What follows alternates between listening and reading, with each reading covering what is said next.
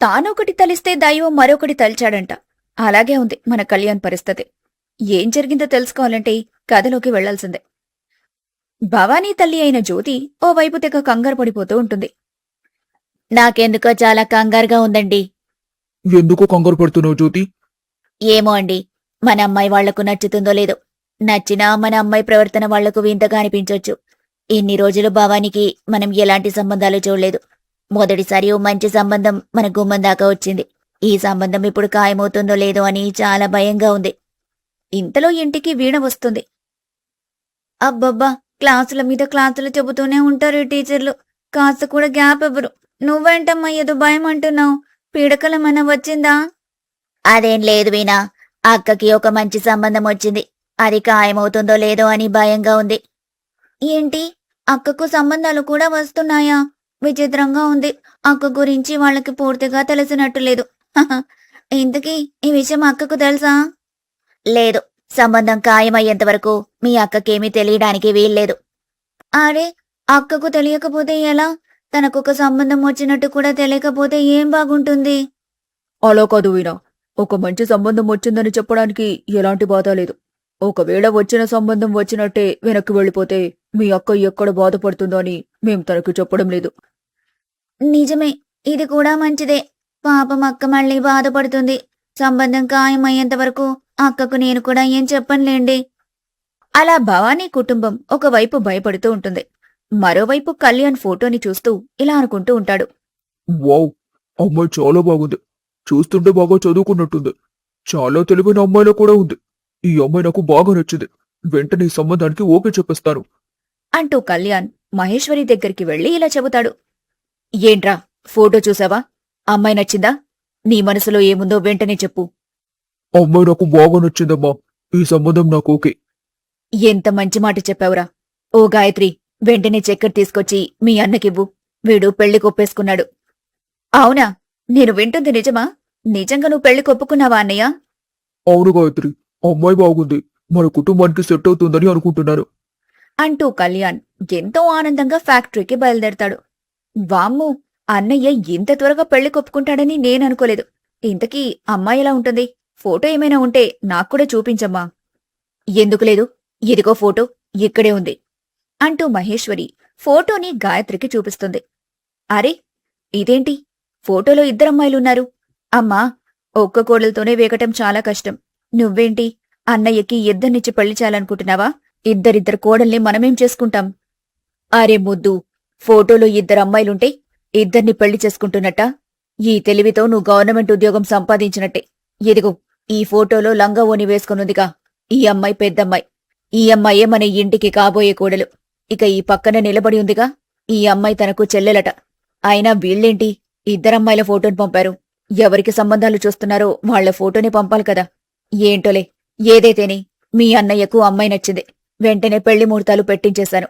ఈ విషయాన్ని వెంటనే ప్రేమిలకు అలాగే శంకరయ్యకు కూడా చెప్పేస్తాను. ఏంటి మహేశ్వరి గారు, ఇంటికి రమ్మని పిలిచారు? వచ్చావా ప్రేమిల? మాటలెందుకులే, ముందు స్వీట్లు తీసుకో. స్వీట్లు బాగున్నాయి. ఇవాళ నీ పుట్టినరోజా మహేశ్వరక్క? అరే లేదు ప్రేమిల, నా కొడుకు పెళ్లి కొప్పుకున్నాడు. ఆ అమ్మాయి వాడికి చాలా నచ్చింది. పెళ్లికి ముహూర్తాలు పెట్టించమని నాతో చెప్పాడు. వెంటనే ఈ విషయాన్ని నీతో చెప్పాలని అనుకున్నాను. అందుకే నిన్నింటికి పిలిచి స్వీట్లు పెడుతున్నాను. ఎంత మంచి వార్త చెప్పావు మహేశ్వరక్క. మీరొక అమ్మాయి జీవితాన్ని నిలబెడుతున్నారు. చాలా ధన్యవాదాలు. మనం అసలు ఆలస్యం చేయొద్దు. వెంటనే పెళ్లి చూపులు పెట్టేసుకుందాం. ఆ అబ్బాయి ఒకసారి అమ్మాయిని నేరుగా చూస్తే బాగుంటుంది. నేను కూడా అదే చెబుదామని అనుకుంటున్నాను. ఇంతలో నువ్వే ఈ ప్రస్తావన తీసుకొచ్చావు. అమ్మాయి తరపు వాళ్ళు నీకు బాగా తెలుసు కదా. పెళ్లి చూపులు ఏర్పాటు చేయమని చెప్పు. అలా మహేశ్వరి ప్రేమీలతో చెబుతుంది. ప్రేమిల ఎంతో సంతోషంగా ఈ వార్తని జ్యోతికి అందిస్తుంది. విషయం తెలుసుకున్న జ్యోతి ఎంతో సంతోషంతో తన కుటుంబ సభ్యులతో ఇలా అంటుంది. అమ్మవారికి శతకోటి ధన్యవాదాలు. నా మొర ఆలకించి నా మనసులో కోరికని నెరవేర్చినందుకు చాలా ధన్యవాదాలు తల్లి. ఏమైంది జ్యోతి, అమ్మవారికి తెగ మొక్కేసుకుంటున్నావు? మన అమ్మాయి వాళ్ళకి నచ్చిందంటండి. ఇప్పుడే శంకరయ్య గారు ఫోన్ చేసి చెప్పారు. అంతా అమ్మవారి దయ. అమ్మా, నువ్వు చెప్పేది నిజమా? వావ్, మంచి శుభవార్త చెప్పావు. త్వరలో అక్క పెళ్లి కూతురవబోతుందన్నమాట. అలా వీణ అంటూ ఉండగా అప్పుడే గుడి నుండి భవానీ ఇంటికొస్తుంది. ఏంటి, ఏం మాట్లాడుతున్నావు వీణా? అవునక్క, త్వరలో నువ్వు పెళ్లిపీటలు ఎక్కబోతున్నావు. ఏంటమ్మా, వీణ అసలేం మాట్లాడుతుంది? అవునమ్మా, మొన్న ప్రేమిల అలాగే శంకర్ గారు ఒక సంబంధం తీసుకొనొచ్చారు. ఆ అబ్బాయి పట్నంలో ఉంటాడు. ఏదో ఫ్యాక్టరీలో పనిచేస్తుంటాడట. చాలా మంచివాడట. తండ్రి లేడు, తల్లి అలాగే చెల్లి ఉన్నారు. తల్లి ఎంతో కష్టపడి అతన్ని చదివించింది. ఇప్పుడు అతను ఉద్యోగం చేస్తున్నాడు. పెళ్లి కావాల్సిన చెల్లి కూడా ఉంది. కుటుంబమంతా చాలా మంచివాళ్లని విన్నాను. వాళ్ళు నీ ఫోటో చూశారు. వాళ్ళకి నువ్వెంతగానో నచ్చావు. పెళ్లి చూపులకు ఏర్పాటు చేద్దామని అనుకుంటున్నాం. ఇదంతా నాకు ముందే ఎందుకు చెప్పలేదమ్మా? ఓ, ఆ ఫోటోను పెళ్లి చూపుల కోసం పంపావా? నేనింకా ఫోటోని ఫ్రేమ్ కట్టించడానికి పంపావనుకున్నాను. పెద్ద మొద్దని నేను. అయినా ఈ మొద్దుని పెళ్లి చేసుకోవడానికి వాళ్ళెలా ఒప్పుకున్నారు? వద్దమ్మా, నాకు పెళ్లే వద్దు. అయ్యో భవాని, ఎందుకమ్మా అలా మాట్లాడుతున్నావు? మరి ఇంకెలా మాట్లాడమంటావు నాన్న? మీకు తెలుసు కదా నేనెంత పెద్ద మొద్దునో. ఒక పని చేయమంటే మరొక పని చేస్తాను. మీరే నాతో వేగలేకపోతున్నారు. ఇక అవతలి వాళ్ళు నాతో ఎలా ఉండగలుగుతారు? చూడు భవాని, పెళ్లి అన్న మాట వినగానే ఏ అమ్మాయికైనా ముందు ఇలాగే భయమేస్తుంది. నేను కాదు అని అనటం లేదు. అలా అని పెళ్లే వద్దు అంటే ఎలా చెప్పు? నువ్వా దేవుణ్ణి నమ్ముతావు కదా. ఆ దేవుడే ఇంటి గుమ్మానికి ఒక మంచి సంబంధం పంపించాడేమో. ఇలా ఎందుకు ఆలోచించకూడదు? చూడు భవాని, నీ తర్వాత ఒక చెల్లి కూడా ఉంది. నీకు పెళ్లి చేసి పంపిన తర్వాత మేము తనకు కూడా పెళ్లి చేయాల్సుంటుంది. నువ్వే పెళ్ళొద్దని కూర్చుంటే మరి తననెవరు పెళ్లి చేసుకుంటారు? ఒకసారి ఆలోచించు. అలా జ్యోతి చెప్పడంతో భవానీ ఆలోచనలో పడుతోంది. అలా ఆలోచిస్తూ ఆలోచిస్తూ తన గదిలోకి వెళ్తుంది. అమ్మ చెప్పేది కూడా నిజమే.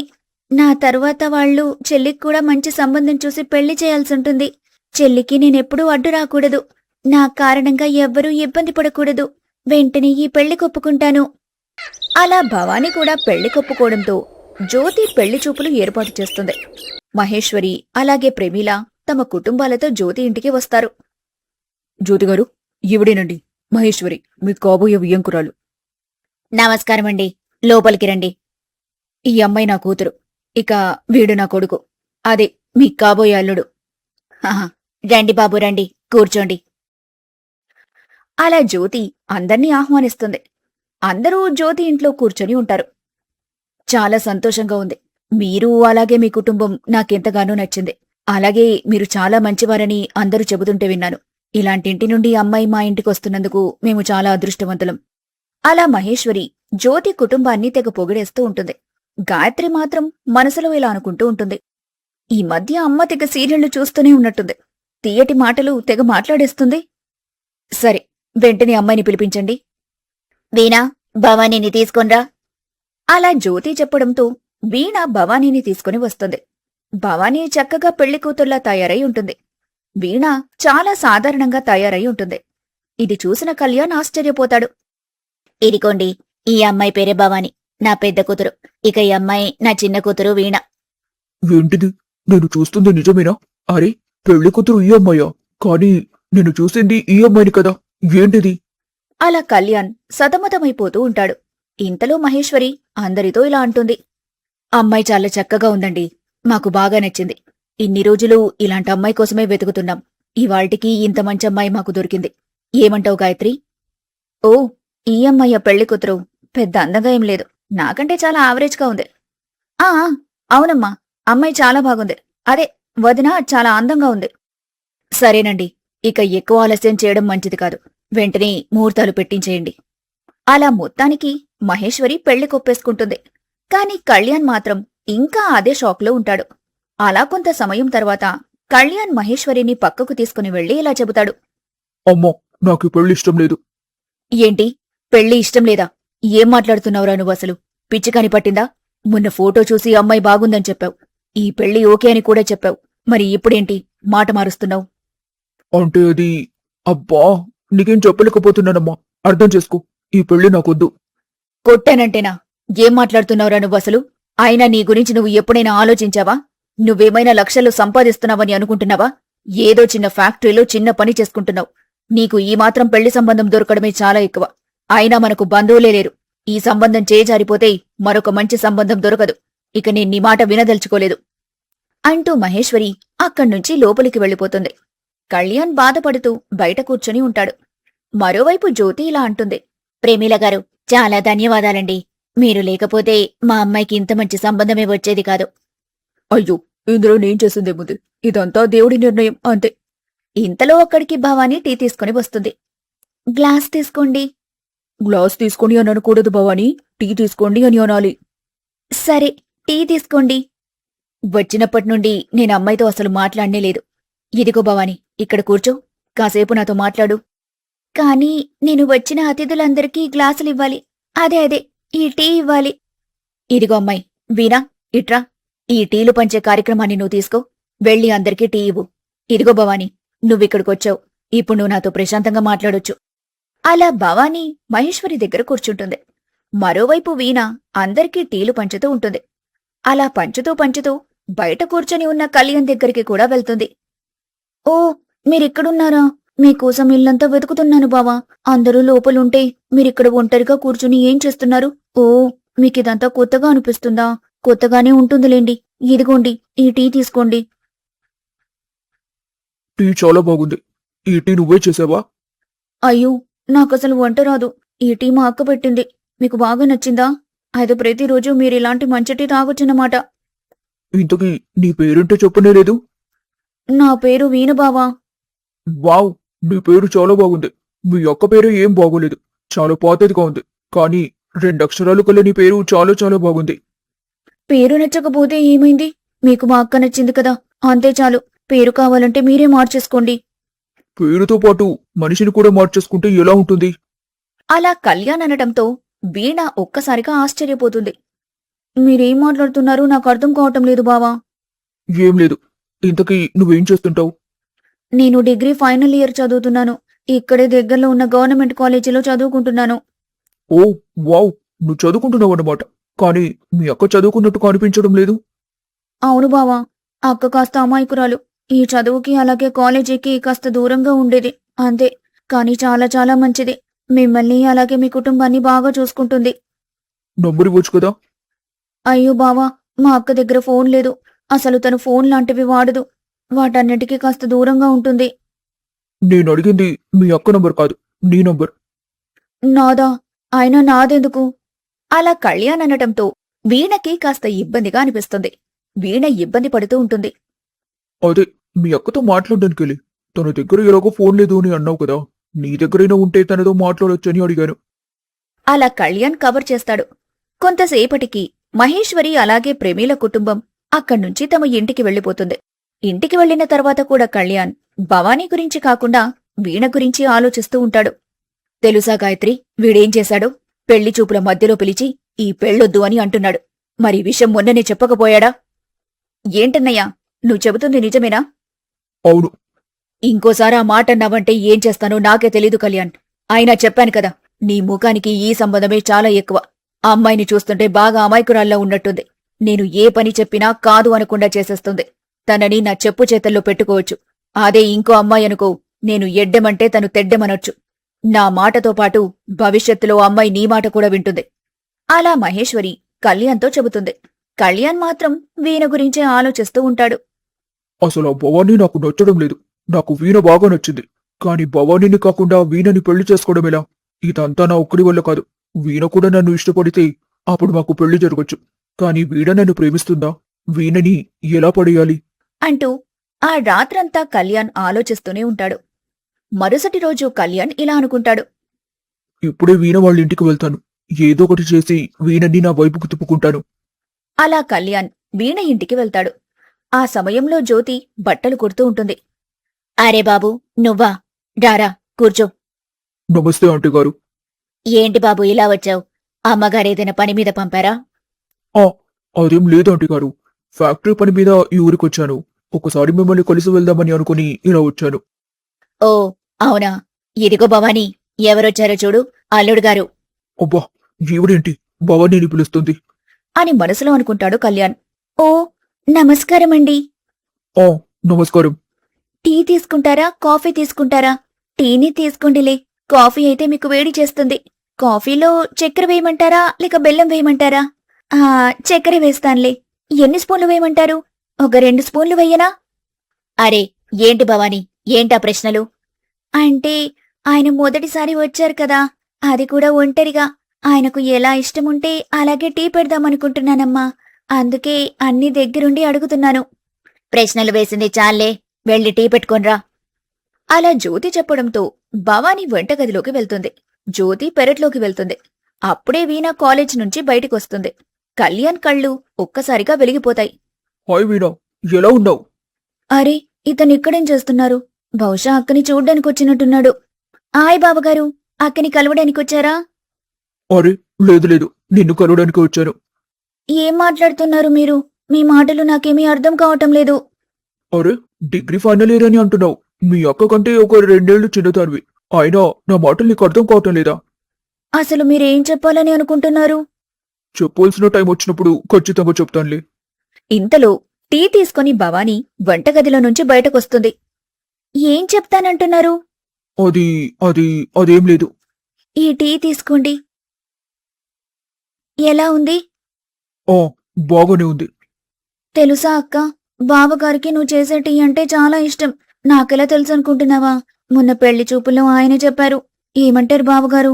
మోమాట పడకండి, చెప్పండి. మీరే అన్నారుగా ఆ రోజు టీ అద్భుతంగా ఉంది అని. ఓ అవునవును, అద్భుతంగా ఉంది. అసలిప్పుడు బావగారు ఎందుకొచ్చారో తెలుసా? నీతో ఒక ఫోటో దిగడానికి. ఇప్పుడే బావగారు ఆ విషయం నాకు చెప్పారు. అవును కదా బావా? అలా వీణ కళ్యాణ్ని బాగా ఇరికిస్తుంది. అరే, ఈ వీణేంటి ఇలా మాట్లాడుతుంది? అసలు ఈ భవానీ ముఖం చూడ్డానికి కూడా నాకు ఇష్టం లేదు. అలాంటిది తనతో ఫోటోనా? చీచి. అక్క, ఫోటో దిగుతావా లేక సెల్ఫీనా? ఏంటి సెల్ఫీయా? అంటే ఏంటి వీణా? ఈ ముద్దు పిల్లకి సెల్ఫీ అంటే ఏంటో కూడా తెలీదా? సర్లే, నేను ఫోటోనే తీస్తాన్లే. బావగారు, వచ్చి మా అక్క పక్కన నిలబడండి. అరే, అలా నిలబడితే సరిపోతుందా? భుజం మీద చెయ్యి కూడా వేయండి. అలా వీణ కళ్యాణ్ని భవానీ పక్కన నిలబెట్టి బలవంతంగా ఒక ఫోటో తీస్తుంది. కళ్యాణ్కి చాలా కోపం వస్తుంది. వెంటనే కళ్యాణ్ అక్కడ్నుంచి వెళ్ళిపోతాడు.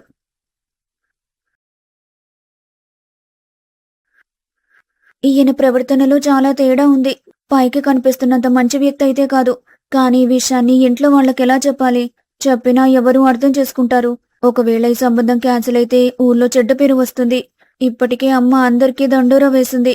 అక్కకి పెళ్లి కుదిరిందన్న విషయం ఊర్లో అందరికీ తెలుసు. ఇప్పుడు ఈ విషయం కారణంగా హఠాత్తుగా పెళ్లాగిపోతే ఇక అందరూ అక్కకి పిచ్చి పట్టిందని అనుకుంటారు.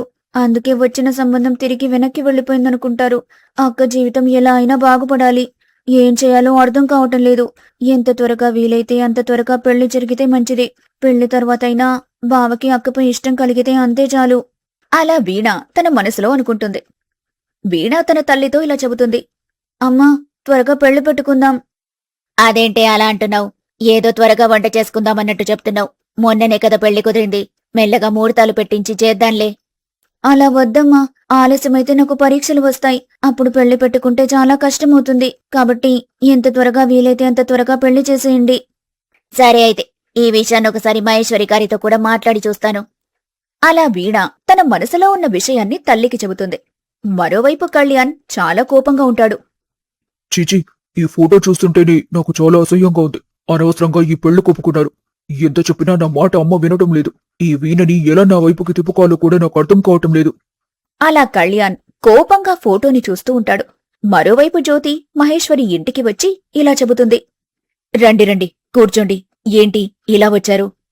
ఒక ముఖ్యమైన విషయం చెప్పాలి. అదేంటంటే మనం పెళ్లిని త్వరగా పెట్టుకుందాం. ఎంత త్వరగా వీలైతే అంత త్వరగా పెళ్లి చేసేద్దామండి. ఎందుకు? ఆలస్యమైతే మా చిన్న కూతురికి పరీక్షలొచ్చేస్తాయి. అవునమ్మా, నాక్కూడా మరో నెలలో పరీక్షలున్నాయి. పిల్లలకి పరీక్షలున్నాయి కాబట్టి త్వరగా పెళ్లి పెట్టుకుందాం. సరే, అలాగే చేద్దాం. అయితే నేను వెంటనే ముహూర్తాలు పెట్టిస్తాను. అలా మహేశ్వరి జ్యోతితో చెబుతుంది. మహేశ్వరి ఇదే విషయాన్ని తన కొడుకుతో కూడా చెబుతుంది. ఒరేయ్, ముహూర్తాలు పెట్టిస్తున్నాను. నీకు ఏ డేట్లలో తీరుకుంటుందో చెప్పు. అరే, అప్పుడు ముహూర్తాలేంటి? ఇంత త్వరగా పెళ్ళేంటి? చీచి, అసలు ఈ పెళ్ళంటే నాకు ఇష్టం లేదు. కానీ నువ్వు నా మాట వినకుండా నాకు పెళ్లి చేస్తున్నావు. ఇదంతా నువ్వు ముందే చెప్పాలి. మొదట పెళ్లికి ఓకే చెప్పింది నువ్వే. అయినా నీ గురించి నువ్వేమనుకుంటున్నావో అర్థం కావటం లేదు. మనకి సంబంధం దొరకడమే ఎక్కువ. నువ్వు పెళ్లి చేసుకుని తీరాల్సిందే. అలా మహేశ్వరి కళ్యాణ్తో చెబుతుంది. అలా ముహూర్తాలు కూడా పెట్టిస్తుంది. ఇంతలో గాయత్రి మహేశ్వరితో ఇలా అంటుంది. వీడేంటమ్మా ఇలా మాట్లాడుతున్నాడు? పెళ్లికి ఓకే చెప్పింది వీడే కదా. ఒకరోజు పెళ్లి చేసుకుంటానంటాడు, ఇంకో రోజు పెళ్లి అక్కర్లేదంటాడు. సరే వేరే సంబంధం చూద్దామా అంటే వద్దు వద్దు అంటాడు. అన్నయ్య తీరేంటో అసలు అర్థం కావటం లేదు. అదే కదా, ఈ కాలంలో అమ్మాయిలు అసలెలా ఉన్నారు? చూసి రమ్మంటే కాల్చొచ్చేలా ఉన్నారు. అలాంటి అమ్మాయిలతో మనం వేగగలమా? మనం ఎలా అయితే ఒక పిచ్చిమొద్దు అమాయకురాలు కావాలి అనుకున్నామో అలాంటి అమ్మాయే దొరికింది. తనతో మనకి ఎలాంటి సమస్యలుండవు. కావాల్సినప్పుడు కట్నం తీసుకురమ్మని చెప్పొచ్చు. నా దగ్గర ఒక ఐడియా ఉందమ్మా. ఎలాగూ మనకి పెద్ద బంధువులెవ్వరూ లేరు. మనం పిలిచినా ఎవ్వరూ పెళ్లి కూడా రారు. అందుకే ఒక పని చేద్దాం. మనకి దగ్గరలో ఉన్న వెంకటేశ్వర స్వామి గుడిలో పెళ్లి పెట్టుకుందాం. పెళ్లి అని చెప్పకుండా అన్నయ్యని గుడికి తీసుకుని వెళ్దాం. అక్కడ ఎలా అయినా పెళ్లి చేసేద్దాం. ఈ ఆలోచన చాలా బాగుంది. ఇలా చేస్తే తప్ప వీడు దారిలోకొచ్చేలా లేడు. అలా మహేశ్వరి మరియు గాయత్రి కళ్యాణ్కి తెలియకుండా గుడికి తీసుకుని వెళ్లాలని అనుకుంటారు. అలాగే గుడిలో పెళ్లి నిశ్చయించినట్టు జ్యోతి కుటుంబానికి కూడా తెలియజేస్తారు. అమ్మాయిలు వినండి, ఇప్పుడే మహేశ్వరి గారు ఫోన్ చేశారు. వెంకటేశ్వర స్వామి గుడిలో పెళ్లి పెట్టుకున్నారట. అక్కడ పెళ్లి చేయటం వాళ్ల సాంప్రదాయమట. గుడిలో పెళ్లి చేయటం కూడా మంచిదే కదా, మనకు కూడా డబ్బు కలిసొస్తుంది. మరే ఇదిగో భవానీ, 2 రోజుల్లోనే నీ పెళ్లి. అలా పెళ్లి పూర్తిగా నిశ్చయమైపోతుంది. వీణ మాత్రం తన మనసులో ఇలా అనుకుంటూ ఉంటుంది. అక్క పెళ్ళైతే అంతే చాలు. ఎట్టి పరిస్థితుల్లోనూ అక్క పెళ్లి ఆగకూడదు. ఒకసారి కనుక ఆడపిల్ల పెళ్లి ఆగిపోతే ఇక అంతే. జీవితాంతం ప్రపంచమంతా తన వైపు వేలెత్తి చూపిస్తూనే ఉంటుంది. అలా వీణ అక్క పెళ్లి జరగాలని కోరుకుంటూ ఉంటుంది. మరోవైపు మహేశ్వరి మరియు గాయత్రి కళ్యాణ్తో ఇలా చెబుతారు. ఒరేయ్, రేపు నువ్వు 4 గంటలకే నిద్రలేవాలి. ఇదిగో ఈ పట్టుబట్టలు కూడా కట్టుకోవాలి. అరే, ఎందుకమ్మా ఇవి? రేపు మనం గుడికి వెళ్తున్నాం. ఎప్పుడో ఒక మొక్కు మొక్కుకున్నాను, దాన్ని తీర్చే సమయం వచ్చింది. కాబట్టి నువ్వు రేపేం మాట్లాడకుండా మాతో పాటు గుడికి రావాలి. అలా మహేశ్వరి చెప్పడంతో కళ్యాణ్ అందుకు ఒప్పుకుంటాడు. జ్యోతి అలాగే తన కుటుంబం వెంకటేశ్వర స్వామి గుడికి బయలుదేరతారు. మరోవైపు మహేశ్వరి కుటుంబం కూడా కళ్యాణ్ని తీసుకుని గుడికి బయలుదేరుతుంది. కళ్యాణ్కి పెళ్లి గురించి ఏమీ తెలీదు. మరి కళ్యాణ్ గుడికి వెళ్ళాక భవానీని పెళ్లి చేసుకుంటాడా? తెలుసుకోవాలంటే మరొక ఎపిసోడ్ వరకు వెయిట్ చేయాల్సిందే.